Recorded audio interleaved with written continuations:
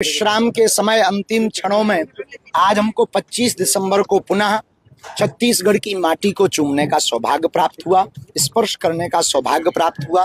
ये हमारे लिए भगवान बागेश्वर बालाजी और चंद्रखुरी मैया, राजीव लोचन भगवान, इन सबकी कृपा है। छत्तीसगढ़ महतारी अद्भुत है, छत्तीसगढ़ के लोग अद्भुत हैं। आज से भिलाई में 5 दिन तक हनुमान चालीसा पर आधारित कथा का आयोजन होगा। 1 दिवसीय दिव्य दरबार वहां लगाया जाएगा। भिलाई एक अद्भुत नगर है, शिक्षा की नगरी है, जो उद्योग जगत की नगरी है, जहां पूरे छत्तीसगढ़ के लोग विद्यार्थी पढ़ने के लिए भी आते हैं। तो वहां पर नए सपने और भारत को भव्य दिव्य बनाने के सपने देखे जाते हैं। उसी भूमि पर 5 दिवसीय हनुमंत कथा हमारे प्रिय वसंती जी एवं वहाँ की हमारी बहना सरोज पांडे जी, उनकी पूरी टीम, श्री राकेश पांडे जी, सब लोग बड़े उत्साह के साथ इस आयोजन को संपन्न करवा रहे हैं, पूरा बागेश्वर मंडल।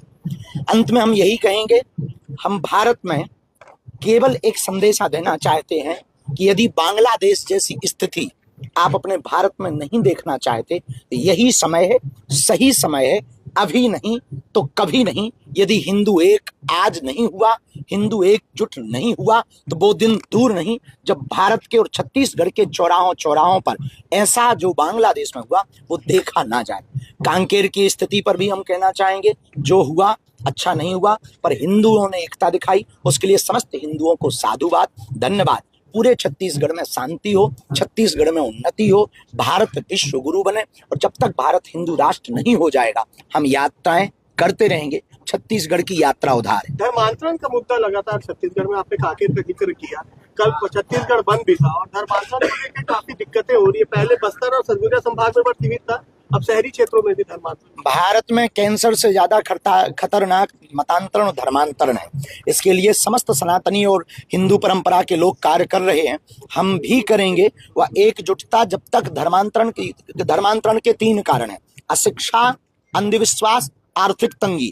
तो जो समृद्ध हिंदू हैं उन्हें तीनों सिद्धांतों से हिंदुओं को पुष्ट करना पड़ेगा। जो बहुत समृद्ध हिंदू हैं, जो निम्न हिंदू जिनकी आर्थिक तंगी है, वो धर्मांतरण के प्रति बहुत जल्दी लालच में आ जाते हैं। अशिक्षा यानी जागृति की आवश्यकता है। अंधविश्वास फैलाकर पूजा पाठ के नाम पर वो लोग मतांतरण करवाते हैं। हम पूजा पाठ के विरोधी नहीं है, हम पूजा पाठ के नाम पर धर्मांतरण के विरोधी हैं।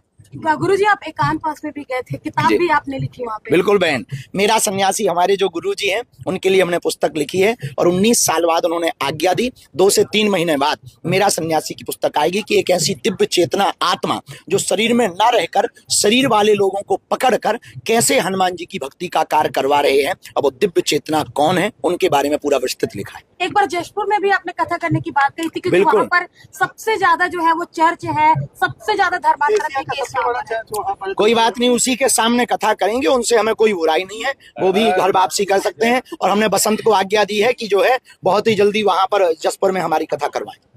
जी।